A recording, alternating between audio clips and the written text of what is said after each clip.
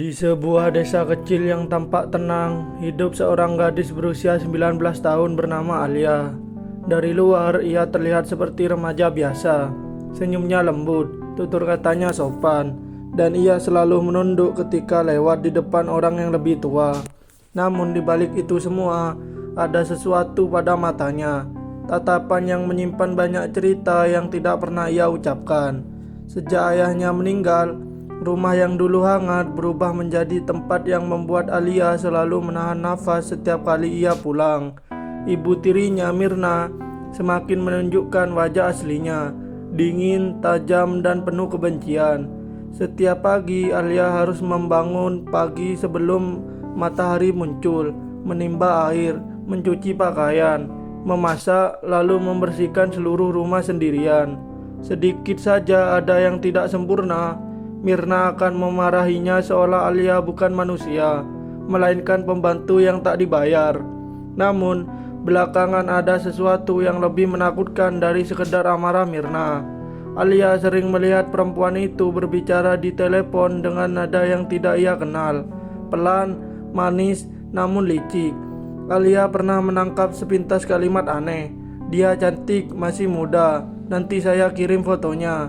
Kata-kata itu membuat jantung Alia berdebut semakin kencang.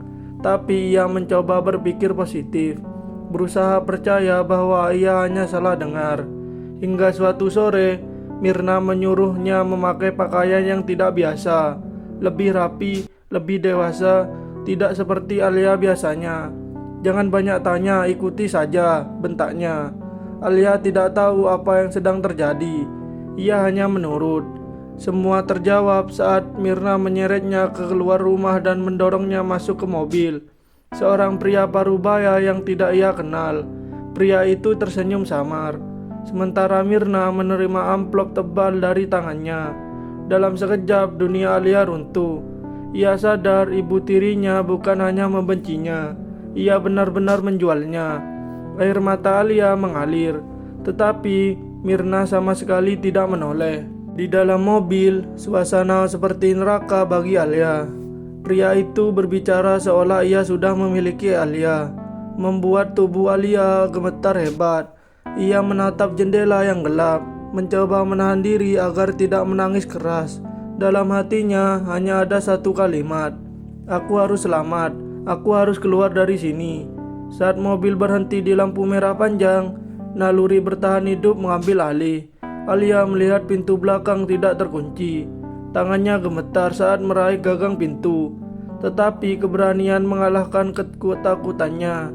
Dalam satu gerakan cepat, Alia membuka pintu dan melompat keluar, jatuh berguling di pinggir jalan.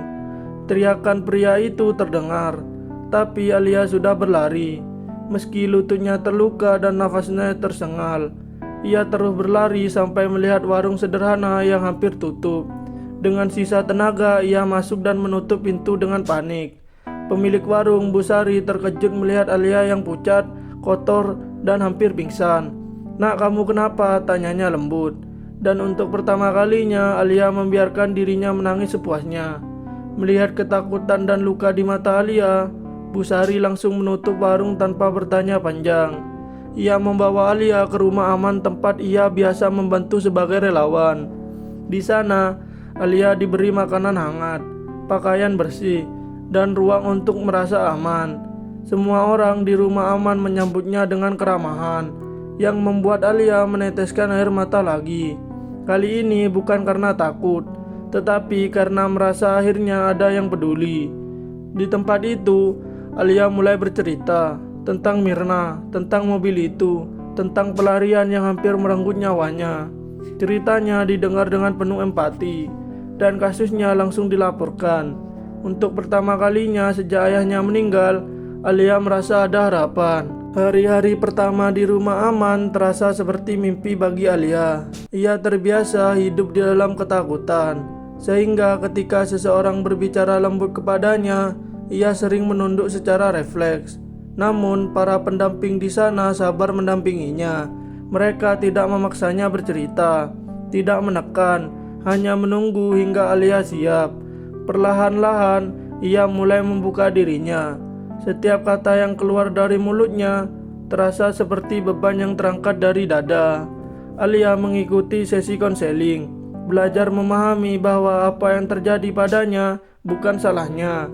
Ia juga mulai mengikuti kelas keterampilan menjahit, membuat kerajinan tangan, hingga belajar pemasaran online. Tangan yang dulu gemetar karena ketakutan, kini mulai menghasilkan karya yang indah.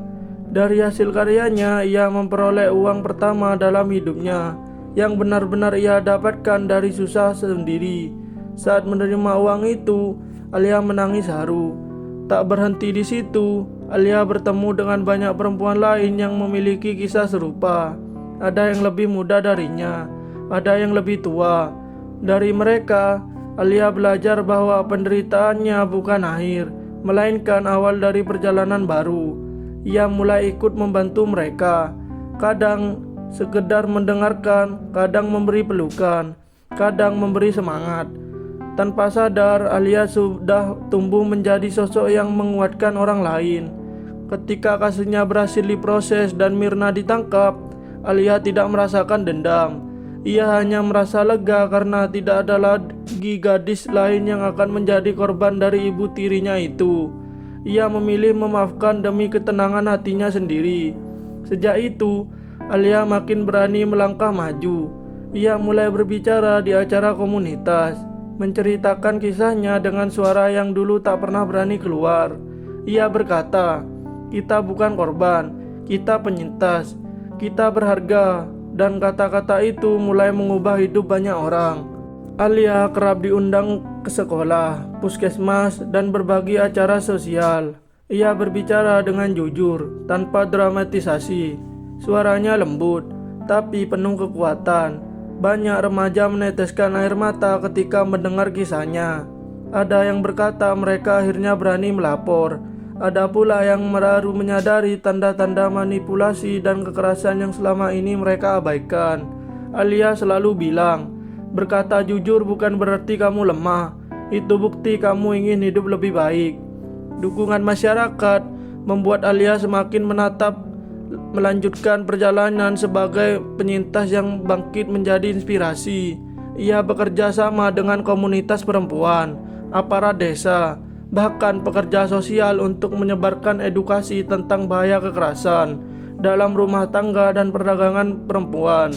Ia ingin generasi muda Indonesia tumbuh dengan lebih berani melindungi diri, mengenali tanpa bahaya, serta percaya bahwa hidup yang lebih baik pasti bisa diraih.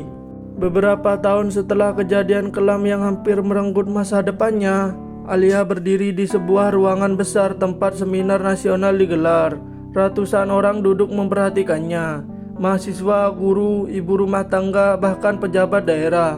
Di depan mereka, Alia bukan lagi gadis yang dulu berlari ketakutan keluar dari sebuah mobil malam hari.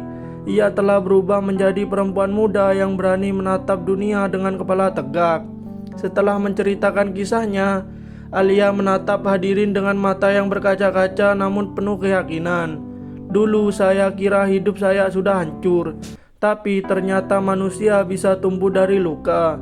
Luka bukan akhir dari cerita, tapi awal dari bab yang lebih kuat. Ruangan hening, banyak yang menyeka air mata. Kata-kata Alia seperti cahaya kecil yang menyusup ke hati banyak orang. Kini Alia bekerja sebagai koordinator program di sebuah lembaga perlindungan perempuan. Setiap hari, ia membantu para korban baru, menemani mereka melewati masa-masa sulit yang pernah ia rasakan sendiri. Ia mengajarkan mereka cara berdiri kembali, cara mempercayai diri sendiri, dan cara melihat dunia dengan harapan baru.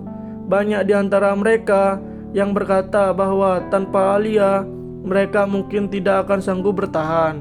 Alia juga mulai program kecil di kampungnya, kelas edukasi untuk remaja putri tentang keberanian, batas diri, dan pentingnya melapor ketika merasa tidak aman. Program itu berkembang pesat karena masyarakat kini melihat Alia sebagai simbol kekuatan dan keteguhan hati.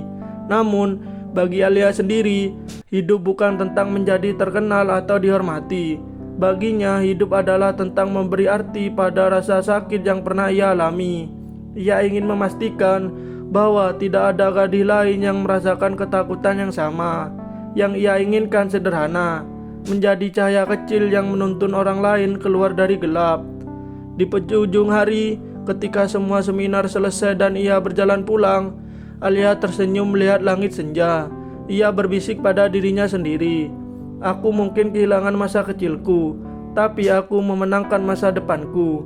Dan begitulah Alia menutup kisahnya, bukan sebagai korban, tetapi sebagai perempuan muda Indonesia yang menunjukkan bahwa luka bila dihadapi dengan keberanian dapat menjadi kekuatan paling besar dalam hidup.